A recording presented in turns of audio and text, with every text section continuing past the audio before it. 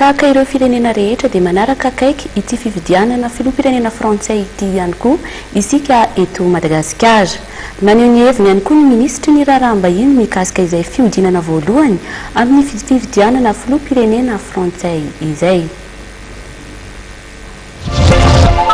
Raha-bahiny aloha zany mazava frantsay fa dia demokrasia na vita soa tsara ilay fividianana dia hitantsika zany mivaly ilay fividianana amin'ny deuxième tour Macron sy Madame Le Pen. Zareo moa zany mbola laza ny ekipany sasany fahatelo fa efatra fa dia hoe mbola miandry mivaly ny fividianana rehetra avy ety amin'ny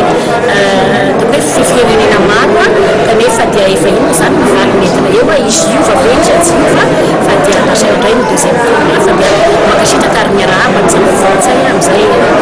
fahafidarana fividianana tsy misy atao hoe tsy misy ny olana tsy misy ny intribety fa dia nangarahara atao anaty mangarahara ary irariana ihany koa mba ohatran'izay daholo ny fividianana misy aty Afrika rehetra. Izay tonga eo moa zany dia rahantsika miasa daholo azo rahantsika miasa daholo izay tonga eo